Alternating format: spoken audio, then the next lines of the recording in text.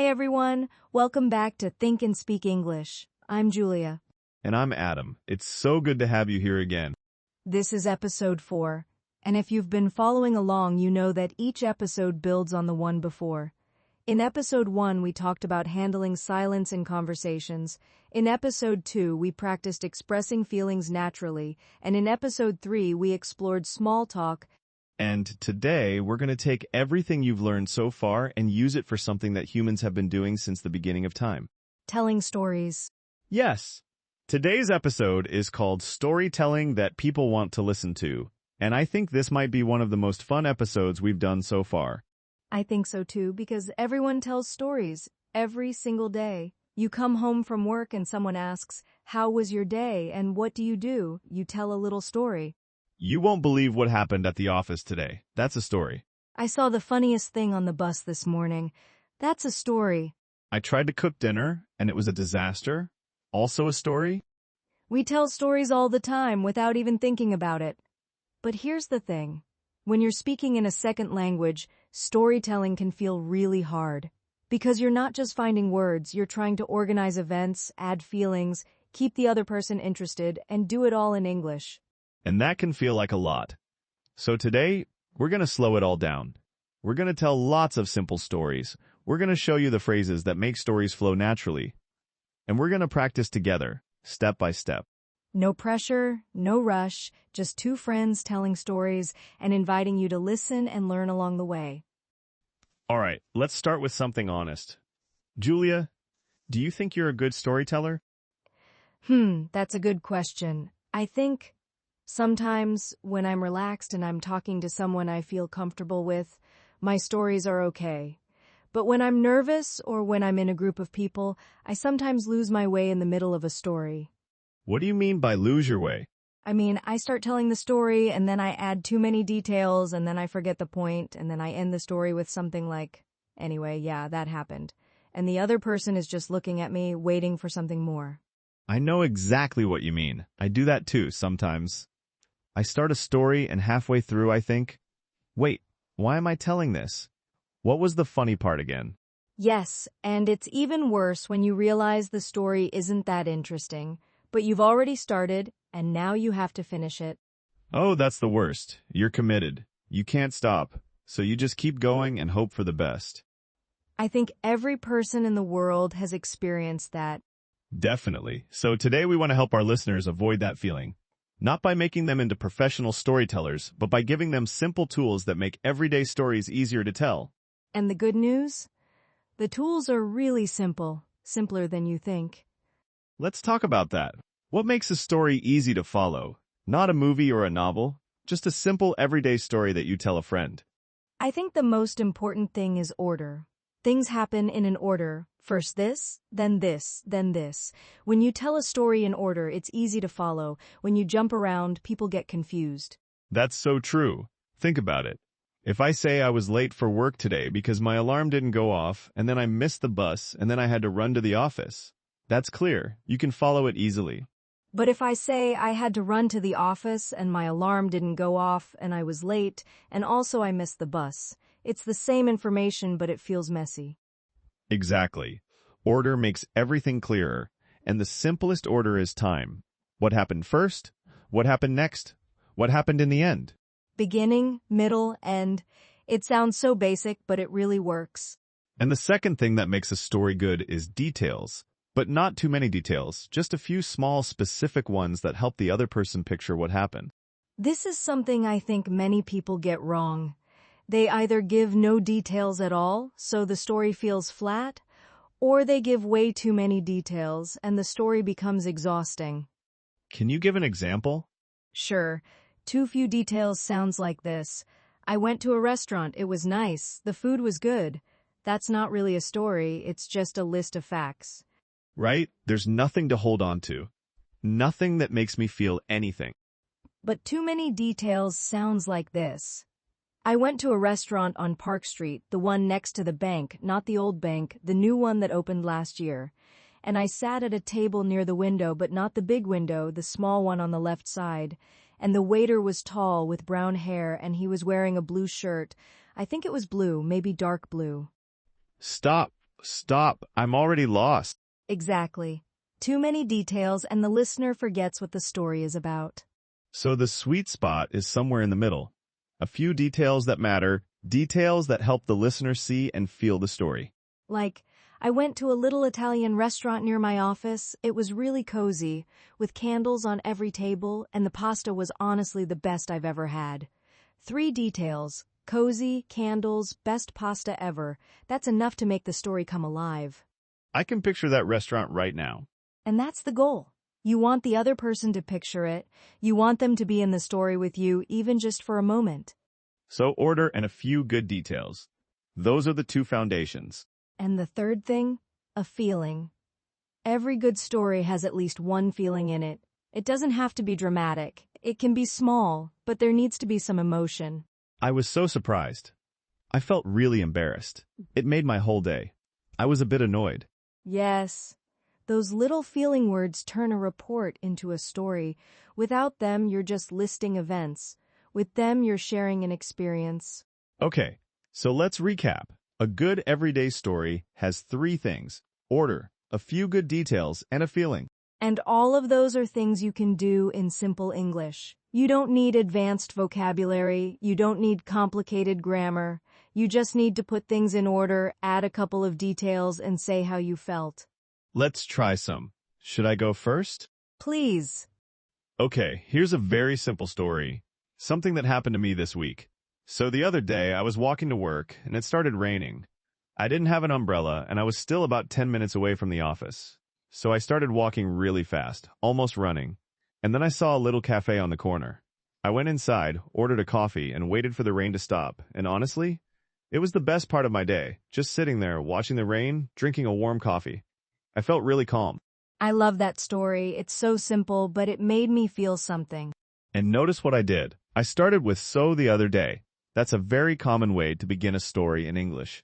So is like a little signal that says, a story is coming. Then you told things in order. Walking, rain, no umbrella, fast walking, cafe, coffee, waiting. And I added a few details, 10 minutes from the office. A little cafe on the corner, watching the rain. And the feeling at the end. It was the best part of my day. I felt really calm. That gives the story a point, a reason to exist. Without that ending, the story would be, I got caught in the rain and went to a cafe. Which is fine, but it doesn't give the listener anything to hold on to. Exactly. The feeling is the gift you give the listener. It's the reason they're glad they listened. Can you try one now, Julia? Sure. Let me think of something. Okay, here's one. So last weekend, I decided to bake a cake. I found a recipe online and it looked really easy. It said, this takes only 30 minutes, so I thought, great, I can do this. Famous last words. Right? So I started mixing everything together, and it was going fine. But then I realized I didn't have enough eggs. The recipe said 3 eggs, and I only had 2. Oh no. So I thought, maybe 2 eggs is fine. It's close enough. I put the cake in the oven and waited, and when I took it out, it was flat. Completely flat, like a pancake. A cake pancake. Yes, I just stood there, looking at this flat cake, and I started laughing. I couldn't stop. It looked so sad and funny at the same time. Did you eat it? I did. It tasted fine, actually. It just looked terrible. I sent a photo to my sister, and she said, "Is that a pizza?" That's so funny, and that's a great story, Julia. Let me point out why it works. Go ahead. You started with a plan. I decided to bake a cake. Then there was a small problem. I only had 2 eggs. Then there was a result. The cake was flat. And then there was a feeling. I started laughing. And the small surprise at the end, my sister thinking it was a pizza, that gives the listener something to smile about. It's the little ending that makes the story satisfying. And none of that required difficult English. Every sentence was short and clear. Let's talk about some of the phrases that make stories flow naturally, because in English, there are certain words and phrases that act like bridges. They connect one part of the story to the next. The first one, and probably the most important, is so. Last weekend, I was at the store. So I decided to try it. So is the universal story starting word in casual English. You hear it everywhere, and it doesn't mean anything on its own. It's just a signal, a way of saying, get ready, I'm about to tell you something. The second bridge word is then. Then I realized I forgot my wallet. Then he said something really funny, then moves the story forward in time. It says, the next thing that happened was, And you can use "and then" for an even more casual feel. And then I looked at my phone and it was already midnight. the third phrase is at first. This one is great because it usually sets up a contrast. At first, I didn't want to go, but then my friend convinced me and we had an amazing time. At first tells the listener things started one way, but they changed. And that change is interesting. That's what makes people lean in. The fourth phrase is in the end. This one signals the conclusion. In the end, everything worked out. In the end, I was glad I went. It wraps up the story nicely. And the fifth phrase, which I think is really useful, is the funny thing is or the thing is. These phrases add a twist or an observation. The funny thing is, I was worried for nothing. The thing is, I didn't even need to be there. Those phrases add personality. They show that you're not just reporting events, you're reflecting on them. You're sharing how you see the story. Let me use a few of them in a quick story. So last month, I had a job interview. At first, I was really nervous. I couldn't sleep the night before, but then when I got there, the interviewer was so friendly that I started to relax. We talked for about 30 minutes, and in the end, it felt more like a conversation than an interview. The funny thing is, I actually enjoyed it. That's a perfect example. So, to start, at first, to set up the nervousness, but then for the change, in the end, for the result, and the funny thing is for the reflection. 5 bridge phrases, 1 short story. And each one made the story feel smooth, like the words were carrying you gently from one part to the next. If our listeners practice just these 5 phrases, their storytelling will improve immediately. Shall we do some more stories? I think the more examples we give, the better. Absolutely. Let me try one that's about a small misunderstanding. I love these kinds of stories because they happen all the time and they're usually funny. Go for it. So, a few weeks ago, I was at a coffee shop and I ordered a latte. The barista asked, "What size?" And I said, "Medium." And she said, "Room for cream?" And I had no idea what she meant. I thought she was asking if there was room for me to sit. Like, is there a room in the back? Oh no. So I looked around and said, I think there's space over there. And she just stared at me for a second, and then she smiled and said, I mean, do you want me to leave space in the cup for cream? That's so funny and so relatable. I felt so embarrassed.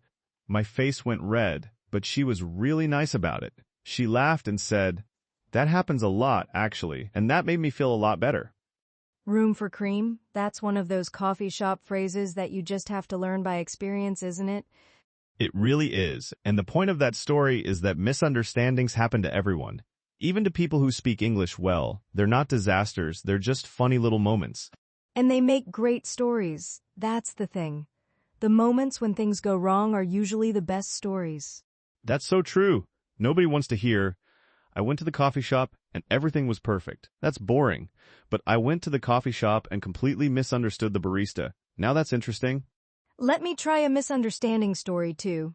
So when I first moved to a new city, I was trying to find the library, and I asked someone on the street, "Excuse me, where is the library?" And they gave me directions, but I got confused.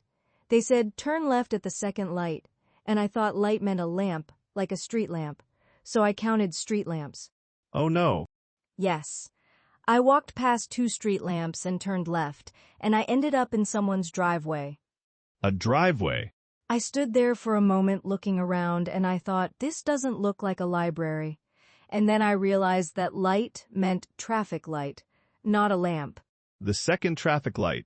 Exactly. So I walked back, found the second traffic light, turned left, and there it was, the library, right there. That's a great story. And again, it's simple. The language is simple. But it works because there's a problem, a moment of confusion, and then a resolution. And a small feeling. When I stood in that driveway, I felt confused and a little bit silly, and when I found the library, I felt relieved. Those feelings make the story human. Without them, it's just directions. With them, it's a story. Let's try something different now. Let me tell a slightly longer story, and Adam, you react naturally. Ask questions, make comments, show me that you're listening, the way you would in a real conversation. Got it, like a real friend. So, last summer I went on a little trip to the coast. I didn't plan it very well. I just woke up one morning and thought, I want to see the ocean. I love that. Just a spontaneous trip. Yeah, totally spontaneous. So I packed a small bag, bought a train ticket, and by lunchtime I was at the beach. How far was it? About 2 hours by train. Not far at all, but it felt like a real adventure because I hadn't planned anything. I didn't even know where I was going to eat or what I was going to do. That's exciting though, right? Not knowing? It was, at first I felt a tiny bit anxious, like, what if everything is closed? What if I get lost?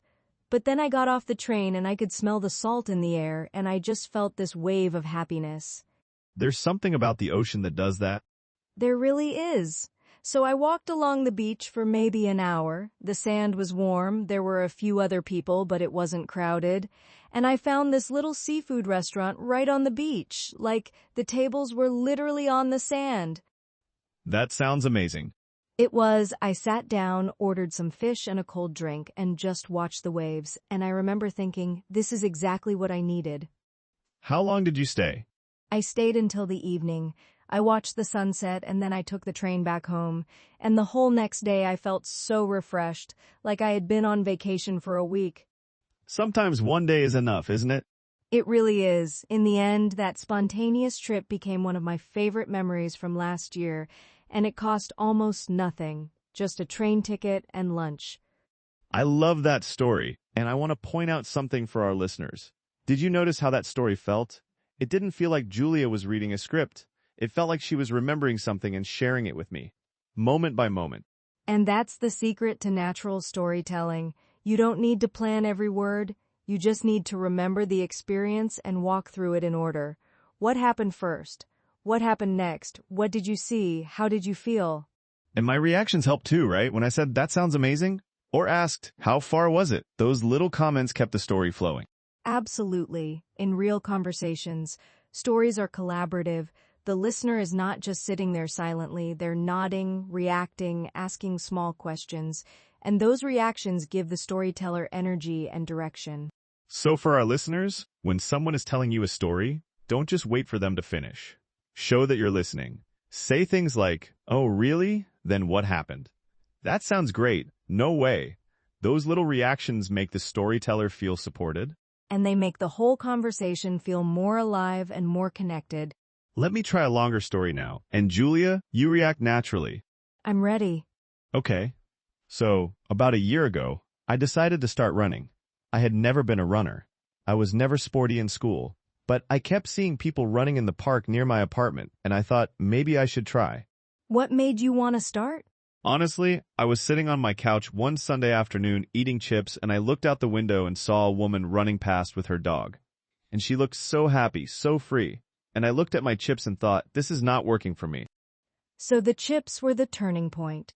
The chips were absolutely the turning point. So the next morning, I put on old shoes, old shorts, and a t-shirt, and I went to the park. How was it? Terrible. I ran for maybe 3 minutes, and I was completely out of breath. My legs hurt, my chest hurt, everything hurt. 3 minutes? 3 minutes, maybe even less.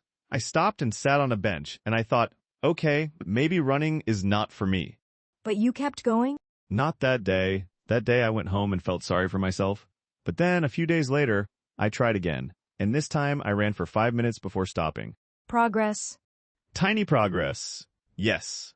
And then I tried again and again, and slowly, very slowly, it got easier. After about a month, I could run for 20 minutes without stopping. And after 3 months, I ran my first 5 kilometers. That's amazing, Adam. How did that feel? I can't even describe it. When I finished that 5-kilometer run, I felt like I had won the Olympics. I was sweating, my face was red, and I was probably the slowest person in the park, but I didn't care. I felt so proud. That's such a great story, and I love that it started with chips on a couch, because it shows that you don't need some dramatic beginning to have a meaningful story. Sometimes it starts with the smallest, most ordinary moment. And that's something I want our listeners to understand about storytelling. The best stories are not about big dramatic events. They're about small, real moments that meant something to you. A rainy morning and a cafe, a flat cake, a misunderstanding at a coffee shop, a day at the beach, starting to run for the first time. These are small stories, but they're real and that's why they work. Let's talk about something that I think many people experience when they try to tell stories, getting stuck. Oh, this is so important because it happens to everyone. You're in the middle of a story and suddenly you can't think of the next word, or you forget what happened next, or you realize the story is going in the wrong direction. And the instinct is to panic, to stop talking, to say never mind, and just abandon the whole story. But you don't have to do that. There are simple ways to recover. The first one is just to pause and say, wait, let me think. That's completely natural. Even native speakers do this all the time. Wait, what happened next? Oh, right, taking a moment to think is not a failure, it's normal. The second recovery phrase is, anyway, the point is. If you feel like your story is getting too long or going in the wrong direction, you can use this phrase to jump to the end. Anyway, the point is, we finally found the restaurant and the food was amazing. That phrase is like a rescue button. It saves you from a story that's going off track. The third phrase is, sorry, I'm telling this badly. Basically what happened is, this is very honest and very human. People will smile when you say this because everyone has been there, and then you can restart the key part of the story in a clearer way. I've used that one so many times. Sorry, I'm telling this badly. And the other person always says, no, you're fine, keep going. It actually brings people closer. Because it's vulnerable. And vulnerability creates connection. The fourth recovery technique is to ask the listener a question. If you're stuck, you can say, has that ever happened to you? Or, do you know what I mean? This gives you a moment to think while the other person responds. And it also makes the conversation feel more like a dialogue, not a monologue. And the fifth technique is the simplest one of all. Just keep going. Even if you make a grammar mistake, even if you use the wrong word, even if the story isn't perfect, just keep moving forward, because most of the time, the other person doesn't notice your mistakes. They're focused on the story. That's so true. When I'm listening to someone tell a story, I'm not checking their grammar, I'm imagining the scene, I'm feeling the emotion. I don't care if they said goed instead of went. So please, don't let the fear of mistakes stop you from telling stories. A messy story that's real is always better than a perfect story that never gets told. Let's practice some recovery. I'll start a story and intentionally get stuck, and then I'll show how to recover. Love it. Okay, so last week I was at the supermarket, and I was looking for, what's that thing called? The thing you use to make. Wait, let me think. Oh, baking powder. I was looking for baking powder. It happens. You forgot the word for a second. And that's fine. I just paused, thought about it, and found the word. The conversation didn't end. The story didn't die. I just needed a moment. Let me try one with a different kind of recovery. So, I was telling my friend about this movie I watched, and I started explaining the plot, and I realized I was giving way too many details. I was talking about every single scene. So I stopped and said, anyway, the point is, the ending was really surprising, and I think you'd like it. Anyway, the point is, and just like that, you saved the story. The listener gets the main message, and you don't have to keep struggling through every detail. Let me try one more. So I went to this party last month, and there was this moment where, actually, wait, I'm telling this wrong. Let me start again.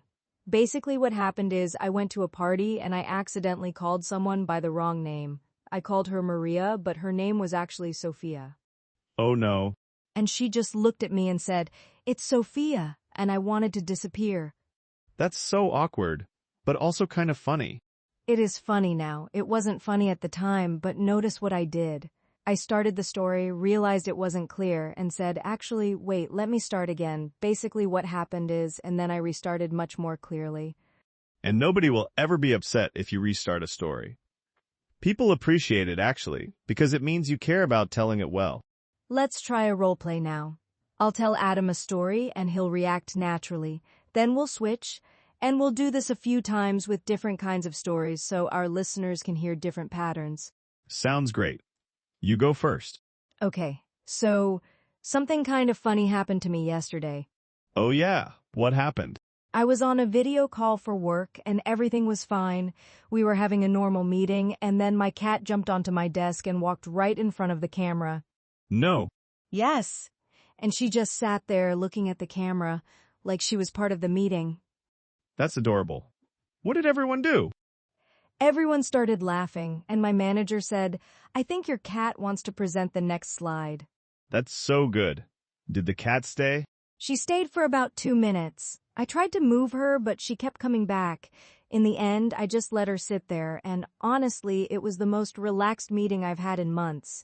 Everyone was in a good mood because of the cat. I love that. The cat improved the meeting.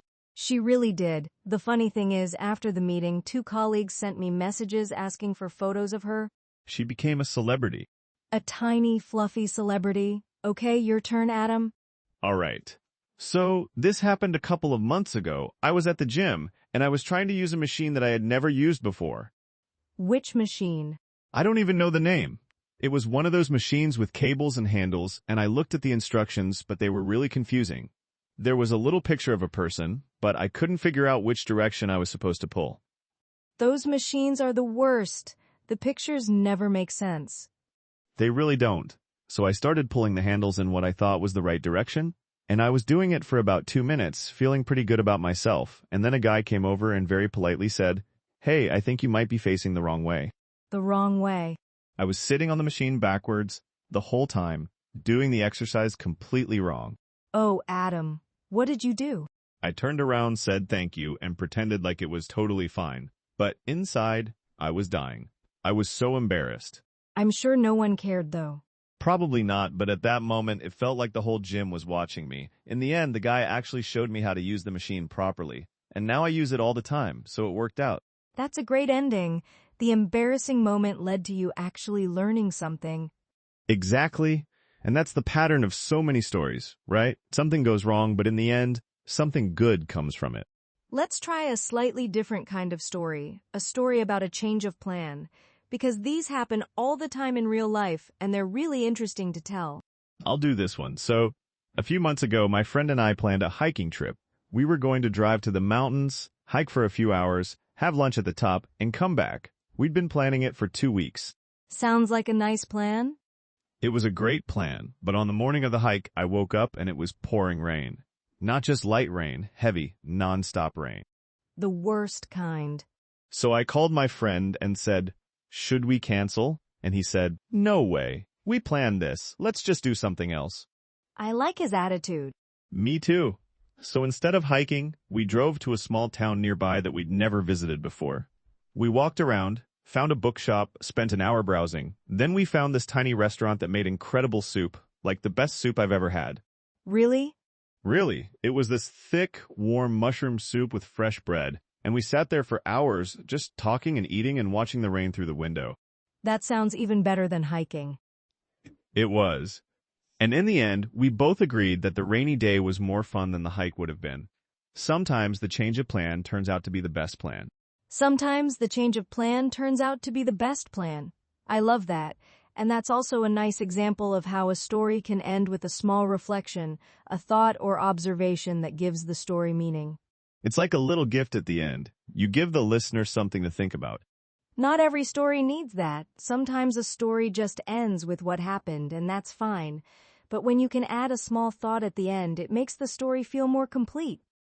And that's when I realized that I actually enjoy my own company. Or, sometimes the simplest days are the best ones. Or I learned that it's okay to ask for help. Those little reflections don't need to be profound. They just need to be honest. Let's do one more role play. This time, a story about a work situation. Something that many of our listeners can probably relate to. I'll tell this one. So, at my old job, I had a colleague who was always very quiet in meetings. She never said anything, and for months I assumed she was just shy or maybe not very interested. That's easy to assume. It is. But then one day, we were working on a project together, just the two of us, and she started sharing all these amazing ideas, really creative, really smart ideas, and I was shocked. She was a different person, one-on-one? Completely different. She was confident, funny, and full of energy, and I said, "These ideas are brilliant. Why don't you share them in meetings?" And she said, "I don't like speaking in front of groups. I always feel like my ideas aren't good enough." That's so sad, but also so common. It is very common. A lot of talented people stay quiet because they're afraid. So after that conversation, I started asking her for her thoughts before meetings. I'd say, "Hey, what do you think about this? I'd love to share your idea with the team if you're okay with it." And what happened? Slowly, she started speaking up in meetings herself. Not a lot at first, just one or two comments. But over time, she became one of the most valuable voices in the room. That's a beautiful story. The thing is, all she needed was someone to say, "Your ideas matter." That's it. That small encouragement changed everything. And I think that story connects to what we're doing in this episode. We're saying to our listeners, your stories matter. Your voice matters. Even if it's not perfect, even if you make mistakes, what you have to say is worth hearing. That's exactly right. Let's shift gears a little and talk about something cultural. Because I think the way stories are told in English might be a little different from how stories are told in other languages. That's true.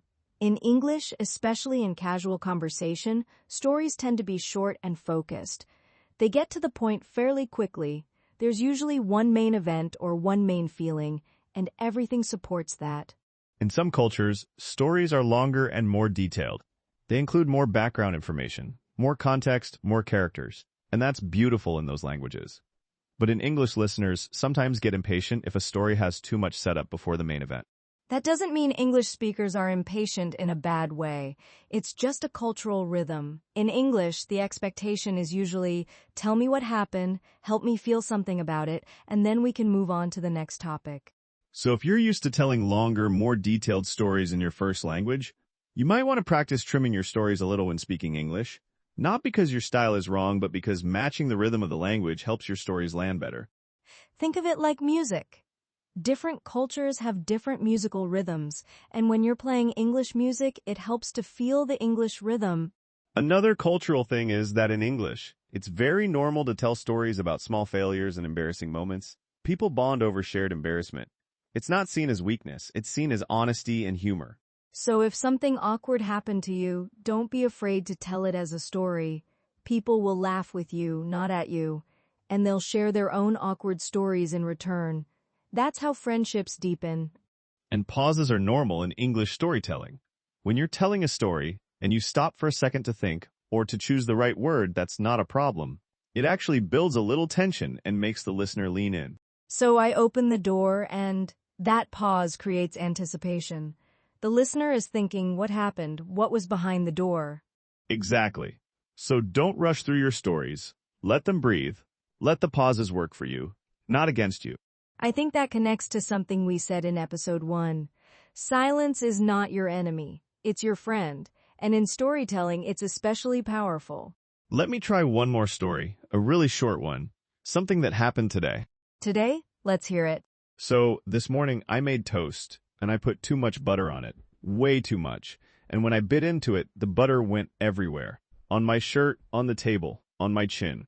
Classic butter disaster. And I had a meeting in 15 minutes. So I had to change my shirt quickly, clean the table, and still somehow eat breakfast. In the end, I just ate the toast standing up over the sink, like some kind of animal. Standing over the sink. With butter on my chin. Not my finest moment, but I made it to the meeting on time, so I call that a win. That's a perfect everyday story. 15 seconds, simple, funny, and the listener gets a clear image, you standing over a sink, eating buttery toast.